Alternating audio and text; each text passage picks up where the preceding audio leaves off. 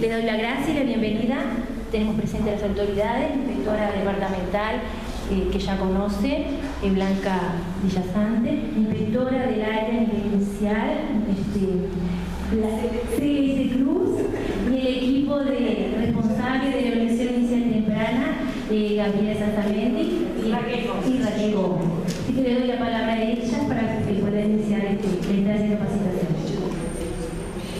Bueno, bienvenidos a todos, agradecemos que estén aquí presentes, que hayan podido acudir a esta invitación, que más que invitación también es una convocatoria por la dimensión del tema que vamos a tratar. Les digo que tuvimos una riquísima experiencia durante la mañana con la compañera, que bueno, ahora lo van a poder comprobar, que con mucha claridad les fue explicando, primero con un enfoque histórico, todos los avances que se ha tenido con la evaluación inicial temprana, que es importantísima para sacar insumos de ellas, para la toma de decisiones, para el seguimiento de los alumnos, para detectar en forma temprana algún obstáculo que se pueda dar en el desarrollo posterior del niño. En la mañana realmente fue un espacio muy rico y tenemos la certeza de que se va a repetir en la tarde.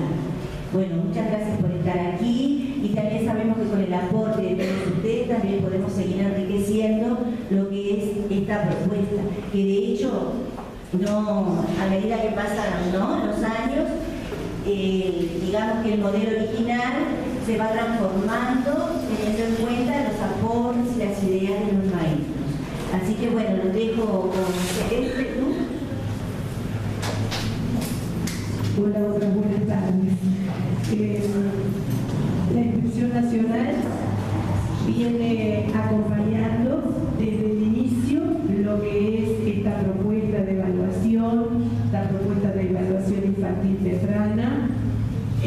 No comienza en mi persona el acompañamiento, porque la evaluación comenzó en 2014 con un gran piloto en el departamento de Colonia, en que ahí sí estuve acompañando por ser de ese departamento original que fue seleccionado para esa experiencia. Con posterioridad se extendió a Canelones, el año pasado a medio país, que es de donde tenemos ahora los resultados para trabajar, y a través de lo que son las líneas de política educativa dentro de la expansión de educación inicial, teniendo en cuenta lo que tiene que ver con el pilar calidad. Allí ustedes van a encontrar que ahora Gabriela también muestra por allí en la presentación el libro de las políticas del quinquenio, que se propone que la evaluación infantil temprana sea universalizada en el presente año. Es decir, que eso dice bastantes cosas, fundamentalmente lo que ha servido, los maestros que han ayudado a actualizarla y hacer los cambios que han sido necesarios, dicen la otra parte, que también, aunque a veces no nos ocurre, pero que las políticas coincidan con lo que dicen los maestros, con lo que decimos los maestros, a veces pasa y a veces no. En este caso sí pasa. Es una evaluación sumamente aceptada por los maestros, que incluso en segundas aplicaciones se aparecen en un mayor número, le aplican más en una segunda aplicación que en la primera, lo que habla de encontrarle realmente el sentido a lo que pretende la evaluación infantil temprana, que es detectar en qué medida están presentes determinadas habilidades que las investigaciones prueban que son necesarias a la hora de aprender a leer y escribir.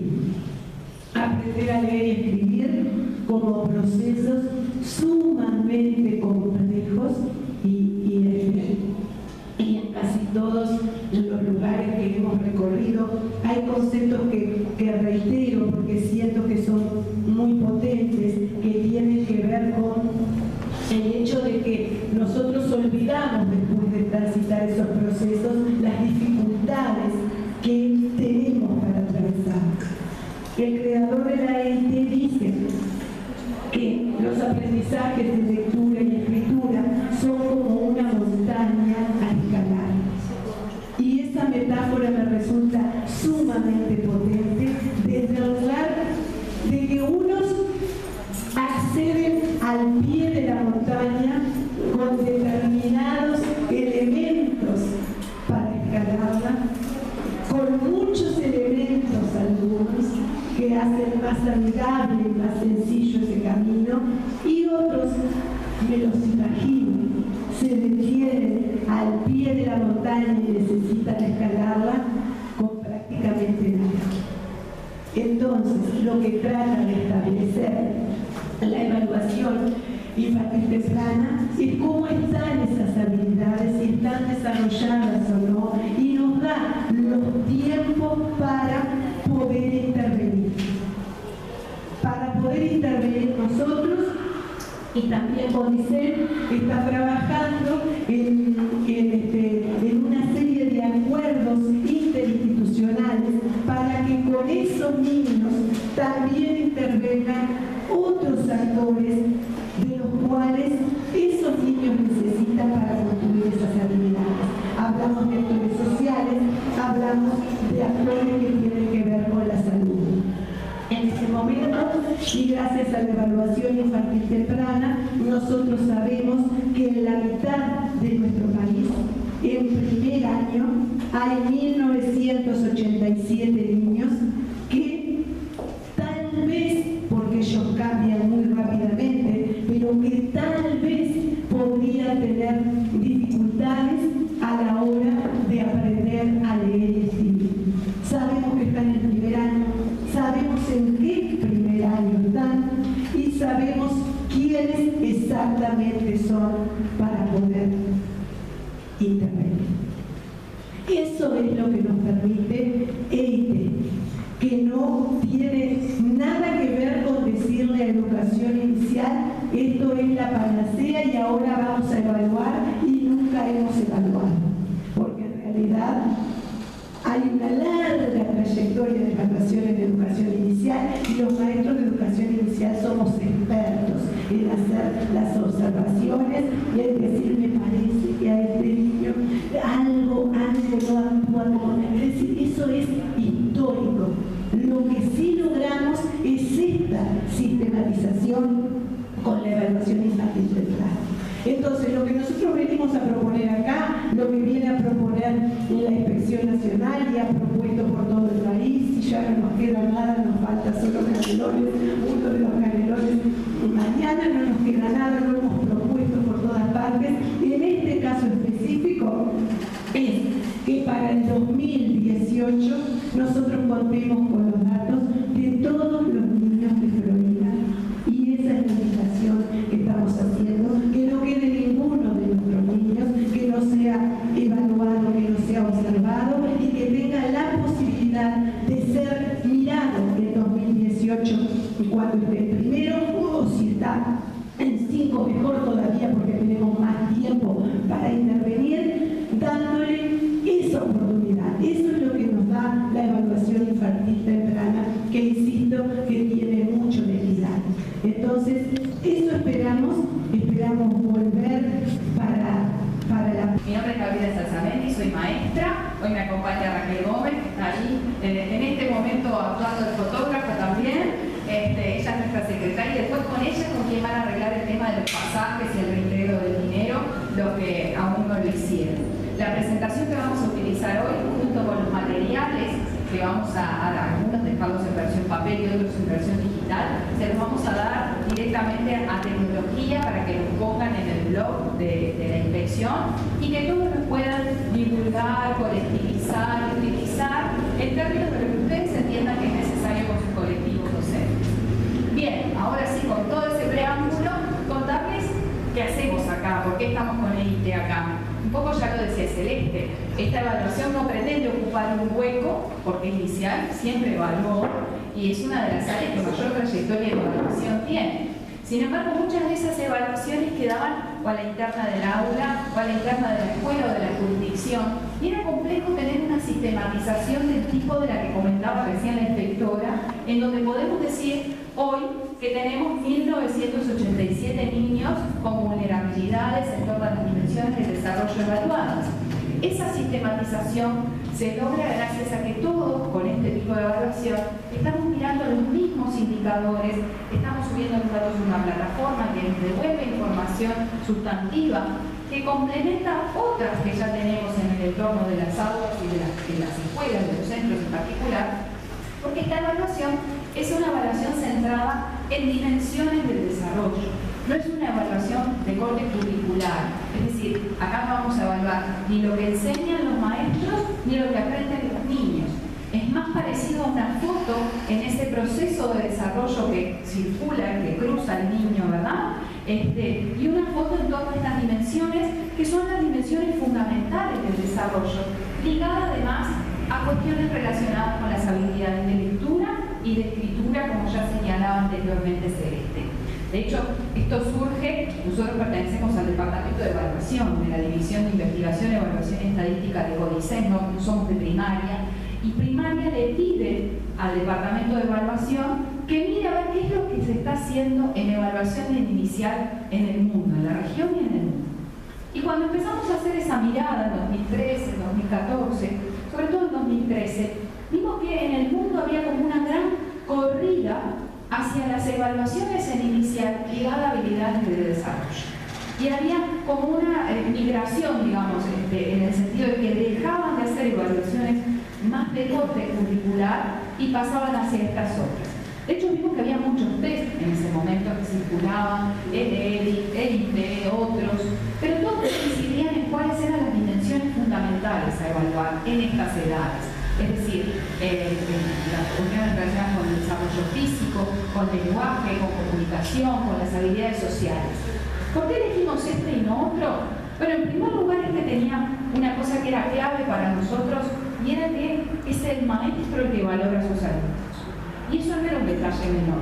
De hecho, siempre pensamos que es la escuela la que puede generar los cambios y estamos enfocados con todas nuestras evaluaciones a pensar en la escuela como generadora de esos cambios, como palanca de cambios en función de esa información que hacemos emerger.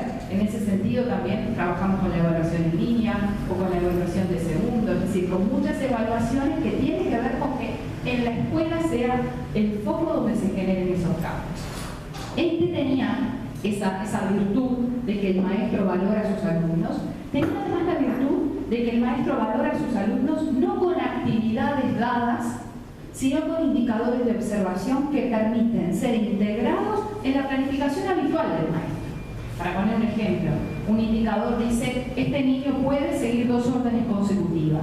No tengo que hacer una actividad planificada para ver eso. Lo puedo ir viendo en la dinámica diaria de la clase, en el plazo que tenemos, lo puedo ir haciendo con tiempo y con una cosa muy sencilla como, Juancito, va a andar a la biblioteca y tráeme la taza amarilla, ¿verdad? Y puedo ir viendo esas cosas. Entonces, bueno, tenía muchos elementos a favor de lo que nosotros estábamos buscando y así lo presentamos. Y tal como venía el test original, lo aplicamos en Colonia en 2014. Lo aplicamos tal cual, sabiendo que había que hacer modificaciones, porque es un test que surge de una investigación que se hizo en Canadá, que yo después les voy a contar, pero sabíamos que esas adecuaciones eran adecuaciones relativamente sencillas. Por ejemplo, en una parte decía el color morado. Morado para nosotros es toda la ilustradora. Nosotros decimos violeta. Había imágenes de policía, por ejemplo, que no era el policía nuestro, era la policía montada de Canadá, ¿se dan cuenta? Y fueron cambios sencillos, porque de verdad eran cosas como muy obvias que saltaban a la vista que no eran, digamos, de acuerdo a nuestra realidad uruguaya. En el segundo año, que también hicimos un piloto en Colonia y en Calderón Centro, en la jurisdicción de Pando, hicimos ese segundo piloto porque en el primero hicimos una sola evaluación en el último trimestre y este test supone 2 momentos de evaluación. Entonces en ese segundo piloto del 2015 hicimos las 2 evaluaciones, abril, mayo y octubre, noviembre, y lo que pudimos cambiar a partir de ese segundo piloto tenía más que ver con los indicadores en sí, es decir, un trabajo, digamos, más entrándole al test en particular cambiando cosas que para los maestros eran sustantivas y que era necesario hacer. El año pasado fuimos a 12 de las 23 jurisdicciones del país. Y ahí vimos el trabajo más arduo en términos de seguir modificando este test, el que tuvo que ver con los marcos teóricos. Era una de las cosas que los maestros no nos sentíamos identificados con muchas de las cosas que aparecían allí, porque si bien se sustentan en investigaciones internacionales, faltaban nuestros referentes, los autores nuestros. Y entonces este año tenemos un instrumento, versión 2017, que es el que van a recibir ustedes, en donde están incorporados artículos que han salido, por ejemplo, en el quehacer educativo o de la Inspección Nacional de Inicial, y en donde vemos nombres que nosotros conocemos. Entonces, les cuento esto porque ustedes reciben este material 2017 y no saben todos estos hitos anteriores. Y nos parece que es una de las partes importantes de este proyecto y de la apropiación que tienen los maestros con el proyecto. Porque siempre se sintieron parte. Y eso no es un detalle menor. El sentirse parte de una cosa que podemos ir entre todos ir modificando y construyendo, también nos hace apropiarnos de otra manera del instrumento. De hecho, esta es la versión 2017, no sé si va a ser la 2018, o en la 2018 voy a incorporar cosas de los de Florida o de donde sea, ¿verdad? Es decir, siempre la apertura está como para seguir trabajando en función de que el instrumento mejore.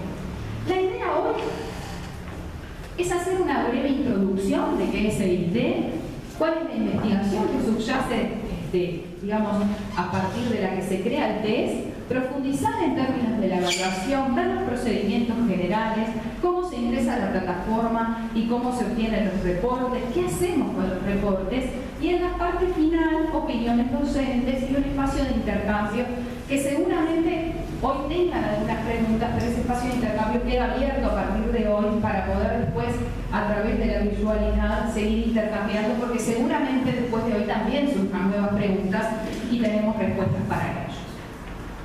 Como les decía, este instrumento surge en Canadá y surge de una investigación que a mí me gusta, nos parece interesantísima, en donde se sigue a un grupo de estudiantes desde que nace hasta los 25 años.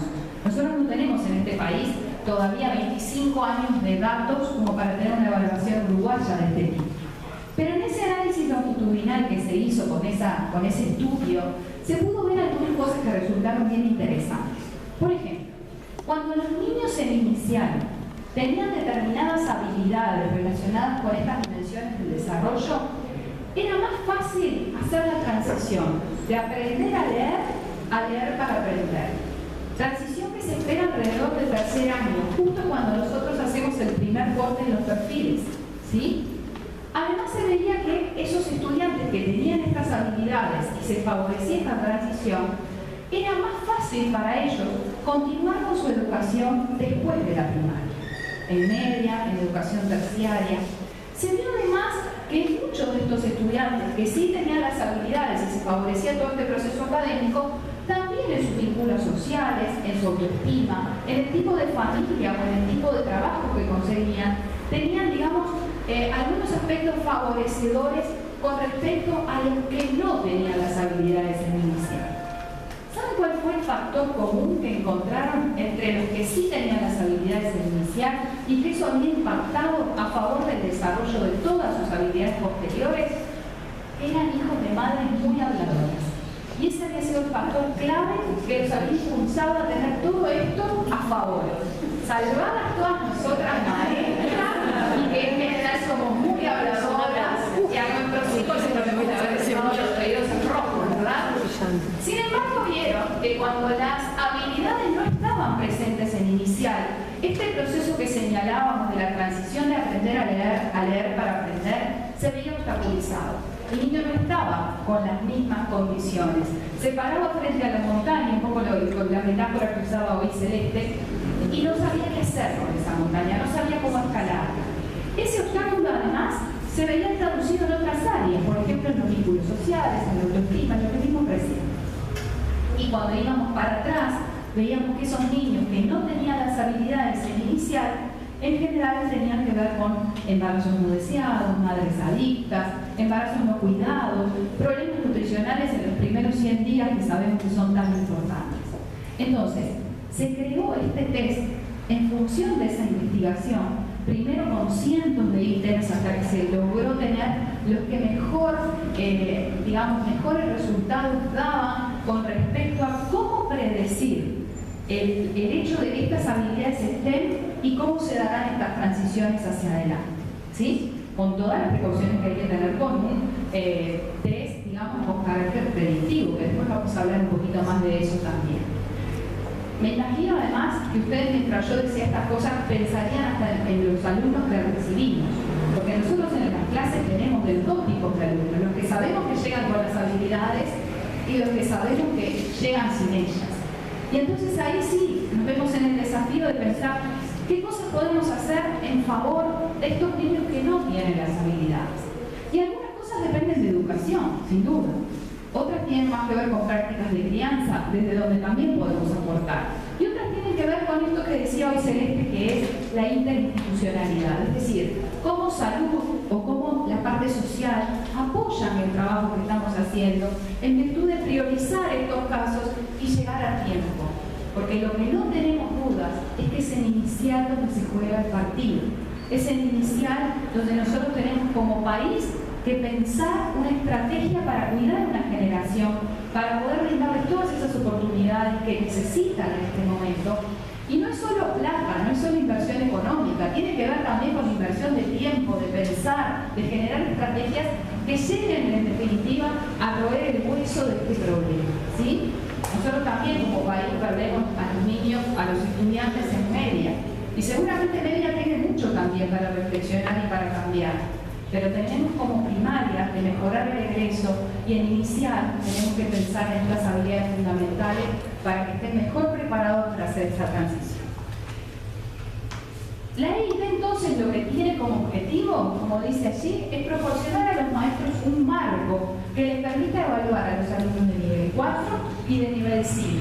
Un marco que parte de reconocer que en esta etapa de la vida del niño pasan cosas cruciales para el resto de su trayectoria. Cuando nosotros decimos ellos son como esponjas, tiene que ver con la plasticidad neuronal, tiene que ver con las redes que se van estableciendo, pero tiene que ver también con que todas esas cosas impactan de acá hacia adelante, impactan en el tipo de estudiante que vamos a tener hacia adelante, en el tipo de ciudadanos que vamos a tener que acompañen a nuestros hijos en la sociedad que estamos viviendo. Tiene que ver también con pensar en esto, en esta etapa de inicial, como una etapa clave, no solamente de experiencias escolares, sino también de experiencias extraescolares. Y ahí tenemos algunas cosas también para comentar un poco más adelante. Como yo les decía, el TE empieza en Colonia en el último trimestre de 2014, en una etapa piloto. En 2015, de vuelta en etapa piloto, se hace Colonia y Canelones Centro. 2016 se hicieron 12 de las 23 jurisdicciones. Y este año universalizamos EIT instancias de lo que nos pide el Consejo de Educación Inicial y Primaria. Para que tengan una idea de la envergadura que es este proyecto, el año pasado participaron 33.045 niños de 825 escuelas en la segunda evaluación, en la segunda aplicación, la de octubre-noviembre. Y acá pasó algo bien raro que no pasa, les aseguro, en ninguna evaluación. Y es que participaron más en la segunda que en la primera. En general, cuando uno hace una evaluación de dos tiempos, participan más en la primera y después caen los casos en la segunda, y es esperable que esto pase. En el INTE nos pasó al revés, de hecho participan casi 100 escuelas más en la segunda que en la primera. Y esto también tiene que ver con la apropiación que han hecho los maestros del instrumento. Los maestros no la están haciendo por cumplir, capaz que la primera vez sí lo hicieron por cumplir, pero después le encontraron sentido, encontraron que esto sirve. Y que no es una cosa difícil de hacer ni que no me sirve para nada. Encontraron que esto les sirve. Y de hecho eso es lo que creemos que ha hecho mover estos números en un mismo año, en dos momentos de evaluación, a tener, como ven allí, casi 100 escuelas más y casi 1.000 niños más, un poco más. ¿Sí? Bien.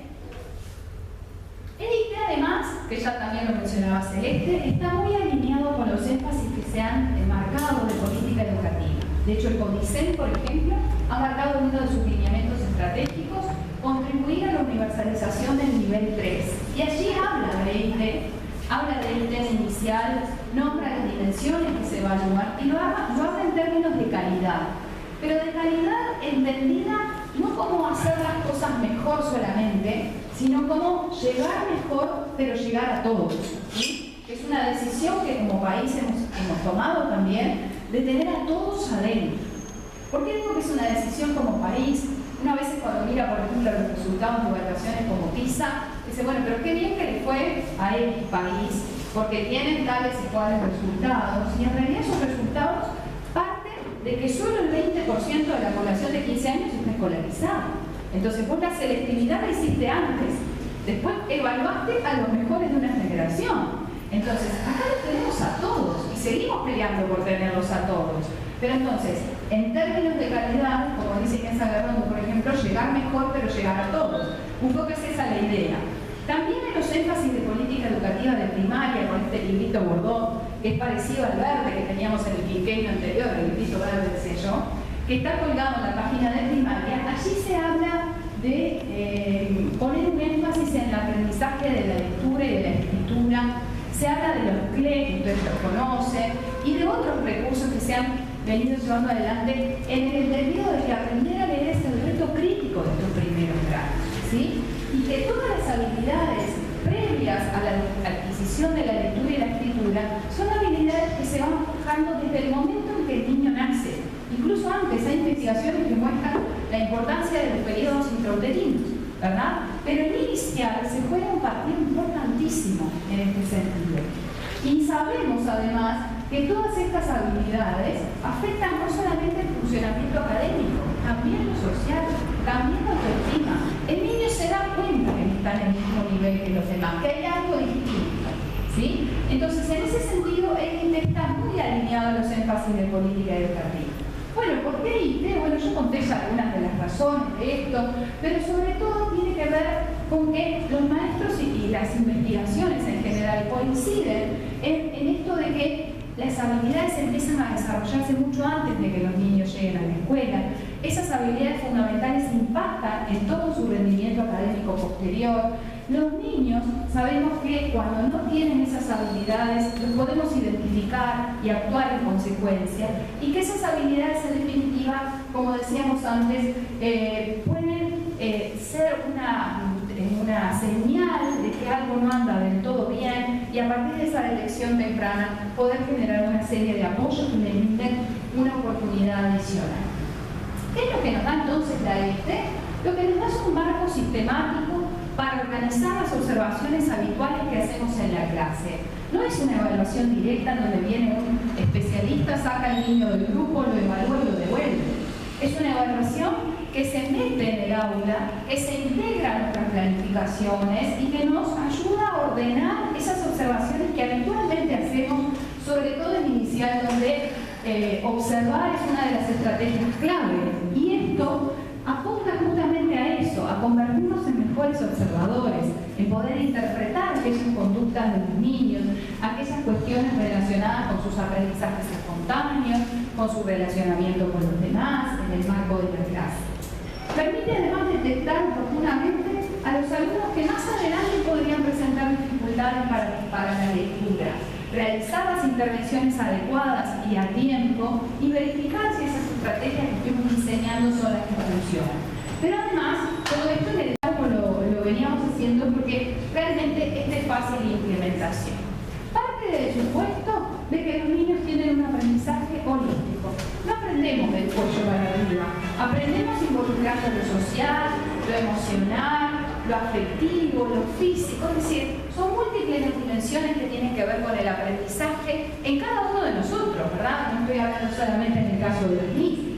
De hecho, este test divide estas habilidades en 5 grupos, dimensiones o dominios que llamamos, que son conciencia de sí mismo y del entorno, las habilidades sociales y los enfoques para el aprendizaje, las habilidades cognitivas, lenguaje y comunicación y desarrollo físico. Vamos a mirar qué es lo que hay adentro de cada uno de estos para ir teniendo una primera idea de qué vale.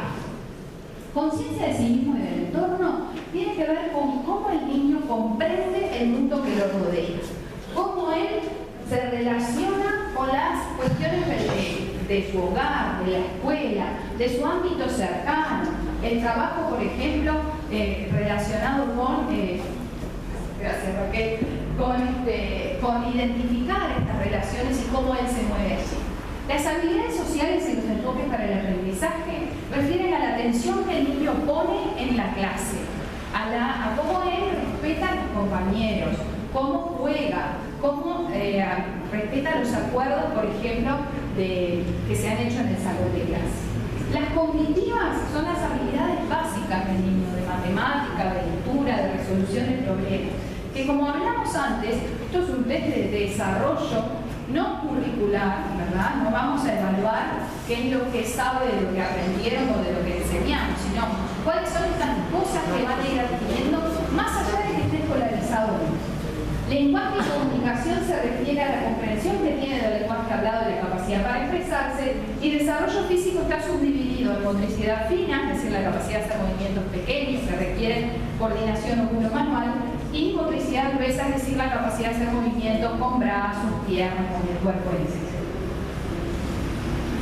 Es muy importante entender que el ITE no es una evaluación que se salve y se pierda, como un examen, ¿verdad? No es una prueba que tiene que dar bien, ¿sí? De hecho, yo insisto con la idea esta de la foto en el desarrollo. Nosotros vamos a ver que muchos de nuestros niños no van a estar en verde, y está bien que no estén en verde. Esto difiere un poco de otras evaluaciones que hemos hecho en otros momentos, que el punto de la evaluación es a lo que tiene que llegar, no es este caso. En este caso, la evaluación, ustedes van a ver cuando recorramos los indicadores, recorre todo un rango de habilidades, desde habilidades muy básicas, habilidades muy desarrolladas, muy altas, y esas habilidades altas, muy pocos niños de nivel 4 lo van a poder lograr. Muy pocos también en algunos casos de nivel 5, y está bien que sí sea, porque no vamos a trabajar para que la evaluación dé bien. Nosotros vamos a sacar una foto del desarrollo del niño, entendido como proceso, porque cuando hablamos de desarrollo es inevitable pensar que estamos frente a un proceso, y en esa foto voy a ver y voy a tomar la foto como sea, como dé. Si da rojo, si da amarillo, amarillo, y si da verde, verde. ¿Sí?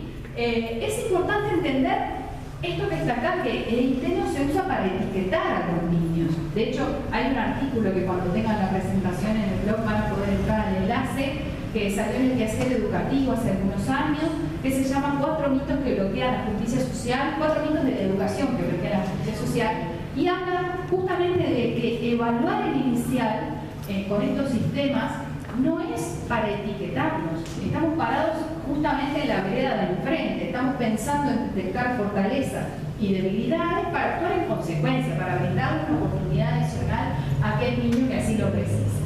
Y por otro lado, tampoco se puede usar para diagnosticar problemas de aprendizaje específico o para identificar a niños intelectualmente dotados, porque eso, en primer lugar, no se hace con un test de este tipo y no lo hacemos nosotros maestros, lo hará alguna persona especializada. Sí, esto me puede dar una señal, y esto sí lo puede hacer, que me diga, bueno, acá hay algo que no está presente lo que se espera para la edad.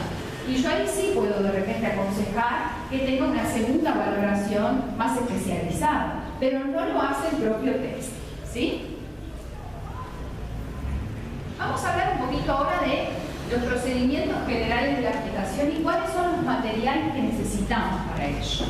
Hay dos materiales que digamos que son indispensables al momento de evaluar. Por esa razón hoy se los van a llevar en formato papel, pero además lo vamos a dejar en el blog para que lo descarguen en formato digital, lo compartan, es decir, eso lo tienen a su disposición. El primer material son las normas de valoración, que es este que está acá, voy a sacar uno para mostrarles. Esta también es la versión uruguaya, ven que esta está blanco y negro y aquella está en color. Las normas de valoración, que son el material en el que trabajamos este año, que yo les comentaba que los marcos teóricos han sido adaptados, tienen toda una parte de fundamentación del test y después entra directamente a cada uno de los indicadores de las dimensiones, de las 5 que recién vimos, y lo que me muestra es, digamos, me muestra el indicador, me muestra por qué es importante mirar ese indicador, me muestra la rúbrica, es decir, para poner un ejemplo, el de seguir 2 órdenes consecutivas que decíamos hoy, me muestra cuándo es un 1, cuándo es un 2, cuándo es un 3 y cuándo es un 4. Y me muestra un ejemplo, que también los ejemplos fueron aportados por maestros uruguayos, de cómo algún maestro lo vio, a modo de ejemplo, ¿verdad? Porque son ustedes los que lo van a integrar a su planificación. Pero a veces nos puede pasar y decir, bueno, a ver cómo lo hizo otro, y acá tengo ejemplos. Esto lo tengo para todos los indicadores, y más allá de la evaluación les recomiendo la lectura de este material porque me parece que quedó como bien armadito la parte más que nada del marco teórico, ¿sí? El segundo material es este.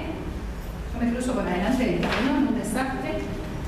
Por eso no me dediqué a la tele, me dediqué al magisterio, ¿no? Es este, que es la lista de verificación. En este material hay 5 hojitas, una para cada dimensión, y lo que encuentran acá es, en la primera columna, el espacio para los nombres de los niños.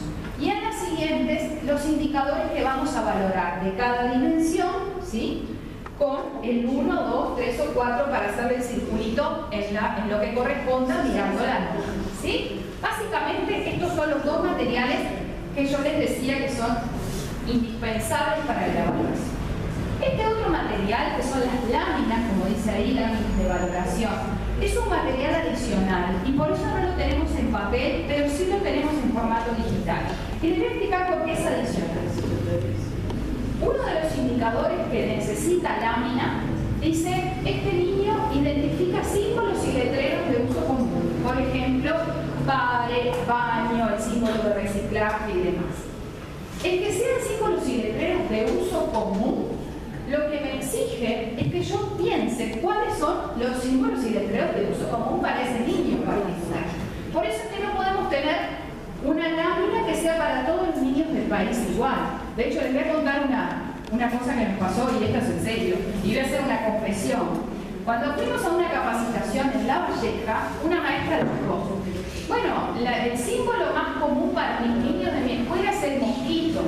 Y yo, confieso, cabeza montevideana, me imaginé el mosquito con el arito rojo y el símbolo de prevenir que tal es el dengue. Me hice esa composición en mi cabeza. Entonces le dije, el dengue. No, me dice, el mosquito es la máquina que fumiga. Dice, ese es el cartel más común para mis niños. Y yo pensaba, claro, mis niños de Montevideo no conocen ese símbolo. No tienen, igual que yo, no, igual que yo, no tienen ni idea de lo que es. Entonces, símbolos y letreros de uso común y todas las láminas que usen, lo que vamos a sugerir es que usen lo que tengan en el entorno cercano al niño, lo que está en el aula, lo que está en la escuela, lo que está en el barrio. Porque no podemos generar un material que sirva para todas las escuelas de todo el país. De todas maneras, esto lo disponibilizamos en formato digital porque puede pasar también en una escuela alguien diga, pero la verdad no me doy cuenta ningún símbolo letrero de uso común que tenga por acá, y ahí sí puede echar mano de material como plan B. Por eso es que lo tenemos en formato digital. Y los 2 materiales que siguen, que es la guía de referencia rápida y la guía para el uso de la plataforma, también son materiales adicionales y opcionales. El primero de ellos,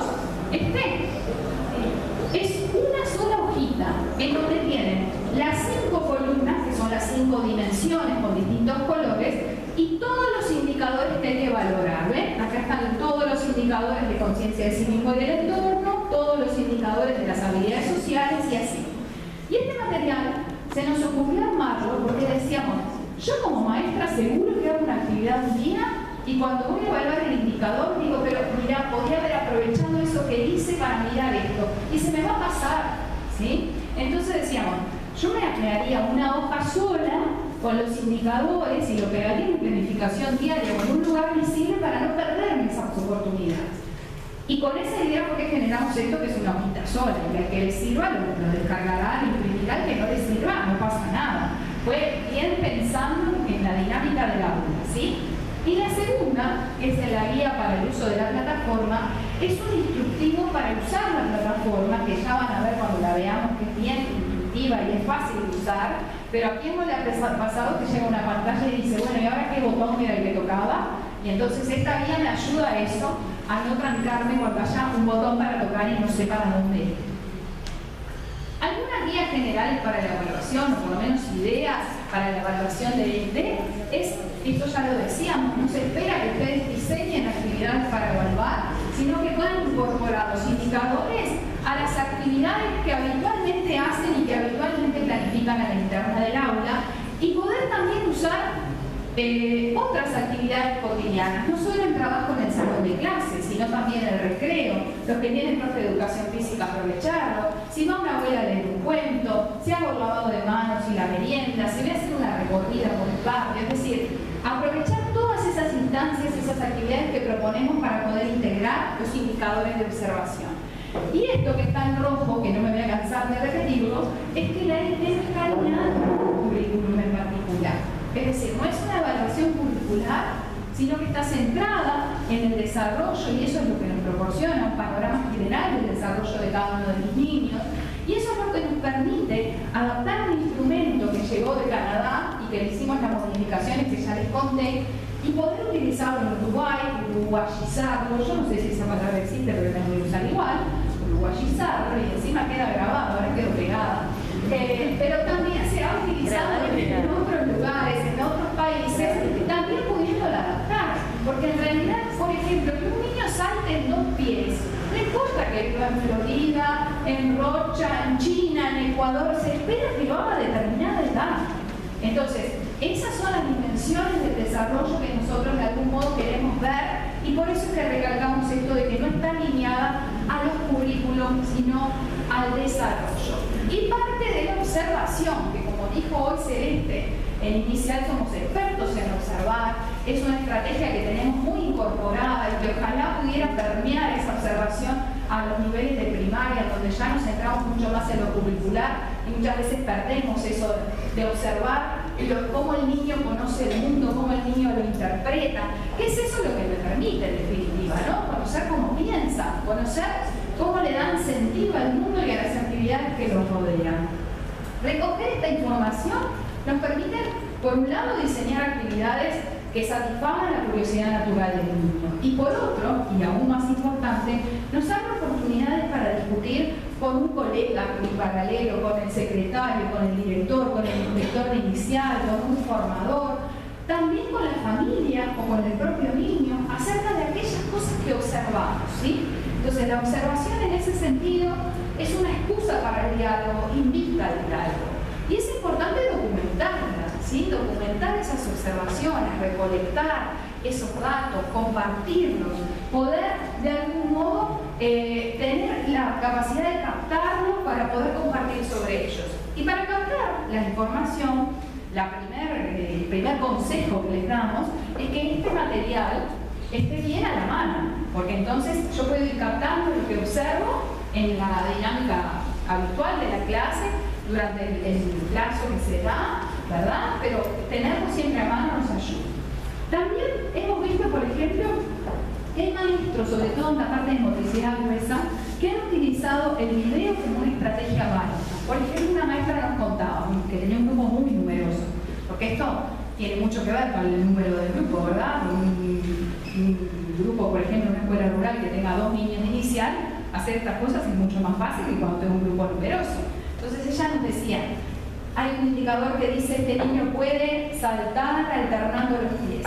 Y ella decía, bueno, como eran tantos, yo le decía, cuando entran del recreo a la clase, vamos a entrar saltando, alternando los pies. Y ella lo filmaba con el celular, con todos los cuidados que hay que tener cuando lo filma, ¿no? Lo hacía para ella. Y después miraba ese video de 1 minutito y podía captar rápidamente las distintas maneras de saltar de los niños. También otra cosa que vimos y que aprendimos en esta vuelta ciclista de todo el país fue lo que nos dicen los maestros, tomar una nota cuando capturas un aprendizaje en un momento que no esperabas verlo. Por ejemplo, salimos al recreo con ellos y puedo observar algo que no era lo que yo tenía planificado porque estaban jugando y pude ver alguna cosa en particular. Bueno, captar ese momento y esa nota en ese momento. Y tener evidencia, que es como la cuarta idea que está acá escrita, evidencia tangible de sus producciones, ¿verdad? Un dibujo, una palabra, algo que él haga, que me permite, por un lado, ver el avance, ver la progresión, pero también tener esa evidencia a partir de lo que observo para conversar después con otros. ¿Cómo se valora el ITEC? Bueno, yo ya les adelanté, es una escala que va del 1 al 4. En líneas generales, esto es bien en líneas generales, en 4 de las 5 habilidades, el 1 es cuando todavía no es capaz de lograr hacer aquello que miramos, el 4 es cuando lo logra siempre, y en el 2 y en el 3 es donde tengo los matices. de vuelta, es en las normas donde me explica cuándo es un 1, un 2, un 3, un 4 para cada uno de los indicadores. Esto es como muy en líneas generales. Y en las habilidades sociales voy a trabajar con una escala de acuerdo de aquello que se afirma. Por ejemplo, dice, este niño juega bien con los demás. Entonces, si estoy muy de acuerdo, le voy a poner el 4. Si estoy muy en desacuerdo, el 1. Después en el 2 y en el 3 tengo los matices. El 2 y el 3 siempre son los más difíciles, porque nunca sé si el 2 o el 3. Por eso es bueno mirar en las normas, porque ahí sí está en detalle qué es lo que se espera para cada uno de esos grupos. Bien, y ahora sí vamos a recorrer el instrumento.